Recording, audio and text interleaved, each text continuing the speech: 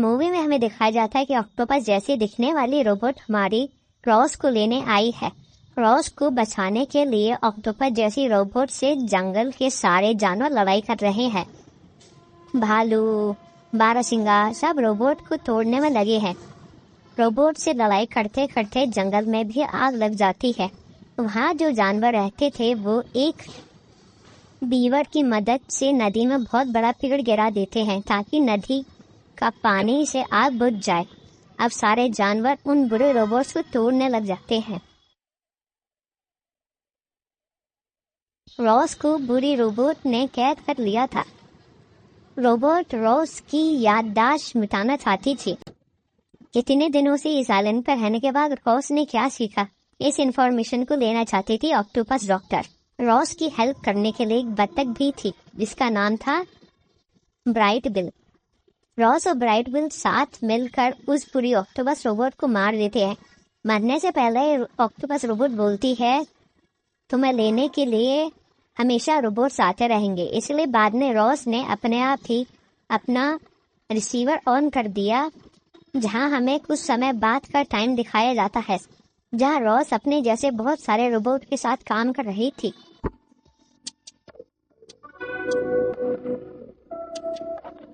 اور تبھی وہاں برائٹ بل آ جاتا ہے۔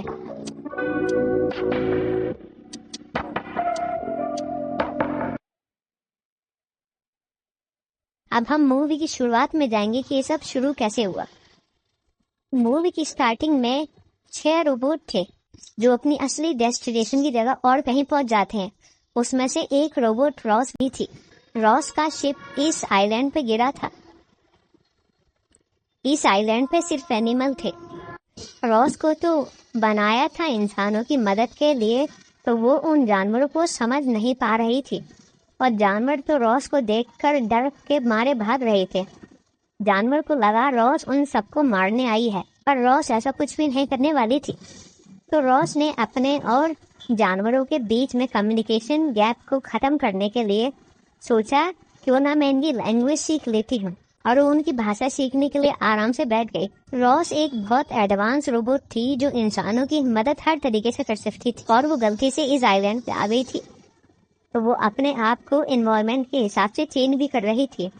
جیسے ہی جانوروں کی بھاشا سیکھتی تو وہ ان سب سے کانٹیکٹ کرنے لگ جاتی ہے، پر راس کو پتا چلتا ہے کہ کوئی بھی جانور اس کو پسند نہیں کرتا تھا کیونکہ وہ سب الگ تھے اور سب اس کو راکشس کہتے تھے۔ اور ایک بار اپنے ٹرانسمیٹر سے اپنے آئلینڈ پہ کمیونیکیشن کر رہی تھی تو اس کے ٹرانسمیٹر پہ بجلی گر جاتی ہے اور وہ پہاڑ سے گر جاتی ہے، اور غلطی سے وہ ایک گھونسلے میں گرتی ہے جہاں بطخ اور اس کے انڈے رکھے تھے۔ انڈے پھوٹ جاتے ہیں اور بطخ بھی مر جاتی ہے۔ راس کو ریئلائز ہو جاتا ہے کہ اس نے غلطی سے بطخ کو مار دیا۔ تبھی راس دھیان سے دیکھتی ہے انڈا بچا ہوا ہے۔ وہ بچا ہوا ایک انڈا اٹھاتی ہے، اس پہ اچانک سے ایک فاکس حملہ کر دیتی ہے جس کا نام فنگ تھا۔ فنگ اس انڈے کو کھانا چاہتا تھا۔ فنگ ایک لومڑی تھا۔ راس اس انڈے کو بچانے کی کوشش کرنے لگ جاتی ہے اور راس فنگ سے اس انڈے کو بچا لیتی ہے۔ اس انڈے کے اندر سے ایک بچہ نکلتا ہے اور وہ راس کو اپنی ممی سمجھنے لگتا ہے۔ راس ہر کام کر سکتی تھی پر اس کو ممی بنانے کے لیے پروگرام نہیں کیا گیا تھا، اور اس بچے کی اصلی ماں کی ہتیا راس نے غلطی سے کر دی تھی۔ تبھی اسے ایک چوہا ملتی ہے جو اسے سمجھاتی ہے بچے نے تمہیں سب سے پہلے دیکھا ہے تو تمہیں اس کا دھیان رکھنا پڑے گا۔ تو راس فنگ کی مدد سے اس کو پالنا شروع کر دیتی ہے۔ بطخ کو 3 چیز سکھانی تھی: کھانا، تیرنا اور اڑنا۔ کھانے کے لیے فنگ اس کی مدد کر دیتا ہے۔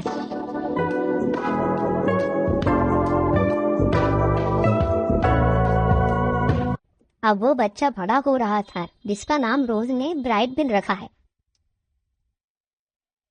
تیرنے کی باری تھی۔